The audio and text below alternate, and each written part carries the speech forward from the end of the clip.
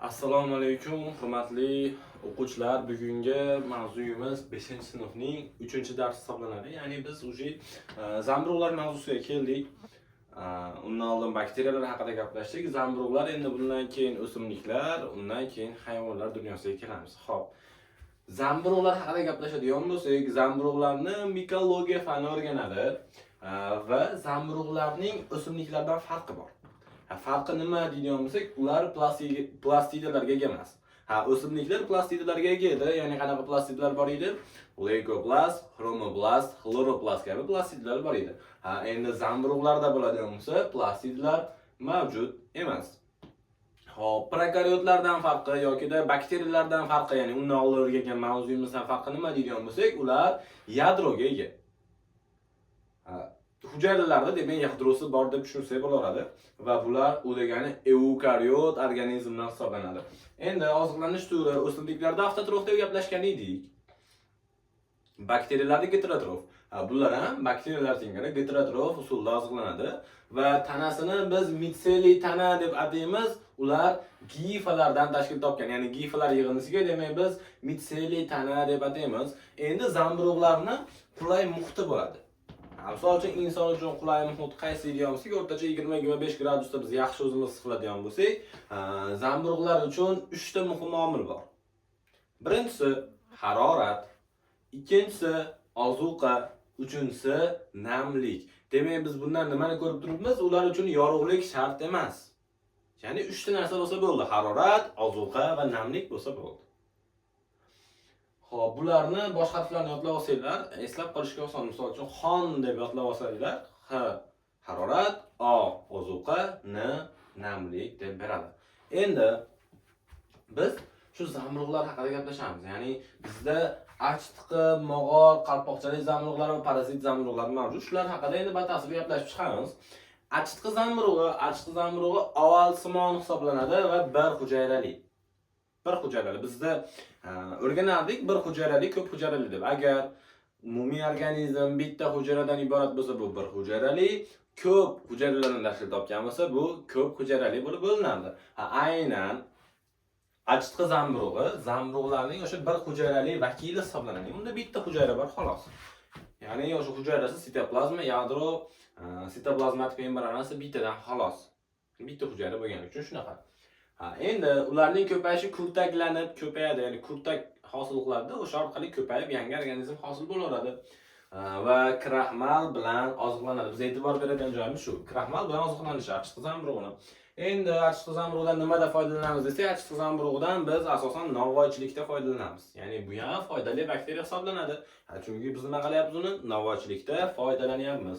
Endi mog'or zamburug'ining ikkinchi nomi po'panak zamburug'i deb ham ataymiz. Ya'ni mog'or bosibdi yoki po'panak bosibdi deb turib biz o'sha nonlarimizni yoki ko'rib turib organizmlarimizni aytishimiz mumkin. Masalan, ko'proq nonga tushadi, shu nonlarimiz po'panak bosibdi yoki mog'or bosibdi deb aytishimiz mumkin.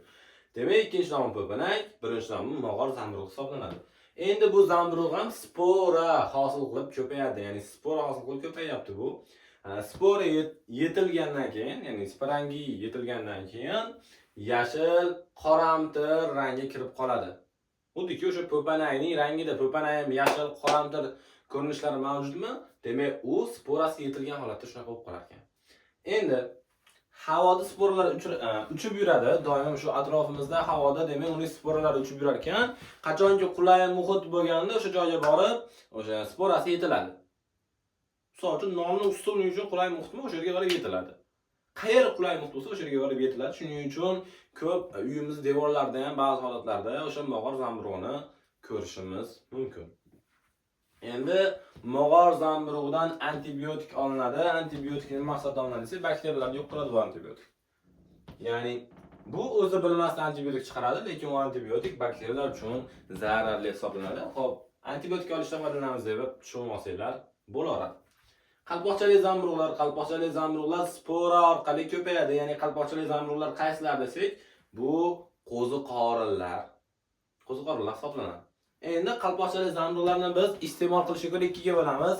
Iste'mol qilinadigan zamburug'lar, ya'ni qalpoqchali zamburug'lar, iste'mol qilinmaydigan zamburug'lar. Iste'mol qilinadiganlari qaysilar desak, shampinyon, oq qo'ziqorin va oq qayin zamburug'lar hisoblanadi. Iste'mol qilinmaydiganlari qaysilar desak, qizil muxamir bilan sariq soxta qo'ziqorin hisoblanadi. Endi biz qalpoqchali zamburug'larni, ya'ni bularni ikkiga bo'lyapmiz sana qismlarni. Qo'ziqorinlarimizni ikkiga bo'lamiz ekan. Qaysi qism desa, qalpoqchasi va oyoqchasi deb turib ikkiga bo'lamiz. Demak, qalpoqcha ustki qismi, oyoqchasi pastdan biriktirib turgan qismi, oyoqchasi hisoblanadi. Xo'p, demak, ikkiga bo'ldik bularni. Shampinyon, oq qo'ziqorin, oq qayinda odamlar iste'mol qilishadi. Iste'mol qilishdan oldin 5-7 daqiqa uni qaynatish kerak. Mana bu qizil muxamir va sariq soxta qo'ziqorinni ham iste'mol qilsa bo'ladi, lekin bular zaharli, odamni o'ldiradi. Yani bilmasdan iste'mol qilib qo'yish mumkin-da. Ya'ni odam o'zi bilib, menimcha zaharlamasa kerak o'zini. Demak, tushundinglar, mana bu uchalasidan biz foydalanamiz. Iste'mol qilishda mana bu ikkalasidan foydalanmaymiz, chunki bular zaharli. Endi parazit zamburug'lari keladigan bo'lsak, parazit zamburug'lar bular 3 ta bergan kitobimizda qora kuya, zang zamburug'i va vertitsiyumni bergan. Bular nima qiladi deydigan bo'lsak, qora kuya zamburug'i o'simliklarning meva hosil qilishda donlarni puch qilib qo'yadi. Demak, qora kuya tushdimi, demak donlar puch bo'ladi. Asosan donli o'simliklarda kuzatiladi, sholida, sulida kuzatiladi. Xo'p, zang zamburug'i asosan o'sha barglarning chetini sarg'aytirib qo'yadi va barglarda bizda asosiy bo'ladigan jarayonlar bor. Ya'ni eng asosiy jarayonlar bargda kechadi. Misol uchun fotosintez. O'simlik oziqlanishi kerak, suv bug'latish kerak. Hamma jarayonlar qayerda amalga oshadi desa, bargda amalga oshadi. Zang zamburug' bo'lsa, ularni ish holatiga to'sqinlik qiladi. Demak, o'simlik nobud bo'lishiga olib keladi. Chunki ovqat iste'mol qilmagandan keyin, ya'ni glyukozani iste'mol qilmagandan keyin o'simlik nobud bo'ladi. Xo'p, vertitsiyum qanaqa deydigan bo'lsak, vertitsiyum zamburug'i o'tkazuvchi to'qimada parazitlik qiladi. Ya'ni o'simlikning o'tkazuvchi to'qimasi bor. To'qimalar haqida ham gaplashamiz. Mashinadan keyingi mavzumizda gaplashamiz uni, ya'ni o'simliklar mavzusida. Xo'p, vertitsiyum o'tkazuvchi to'qimada parazitlik qiladi. Ya'ni o'tkazuvchi to'qima deganda ildizdan olinayotgan suvlarni yoki da organik fotosintez natijasida hosil bo'lgan organik moddalarni bir-biriga yetkazib berish kerak. Organlarimiz unda o'tkazuvchi to'qima qatnashadi.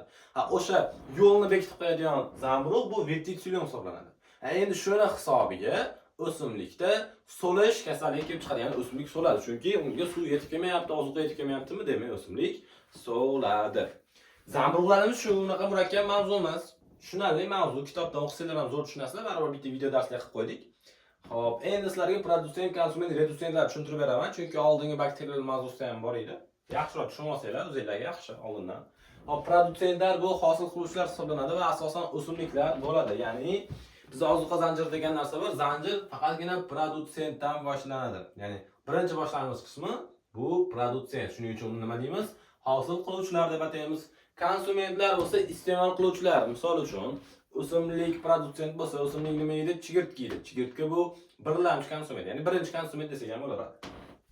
Chigirtka nima yeydi? Chumchuq yeydi. U ikkinchi konsument, ikkilamchi konsument. Chumchuq nima yeydi? Ilon yeydi misol uchun. U uchlamchi konsument. Konsumentlar shunaqa ko'p bo'lib ketaveradi va o'sha oxirida yeb oxirida burgut yegan bo'lsa, misol uchun, burgut vafot etadimi? Vafot etgandan keyin u redusentlar tomonidan parchalanib tashlanadi, ya'ni tuproqqa qaytariladi. Demak, redusentlar parchalovchilar hisoblanadi. Bugungi mavzuyimiz shu, menimcha unaqa murakkab mavzu emas. Bemalol kitobdan o'qisanglar ham, bitta video darslik ko'rib qo'ysanglar ham tushunarli mavzu bo'ladi, chunki qisqa mavzu o'tyapmiz. Bundan keyin o'simliklar mavzusi bor va hayvonlar mavzusi bor. O'sha ikkalasi kattaroq mavzu hisoblanadi.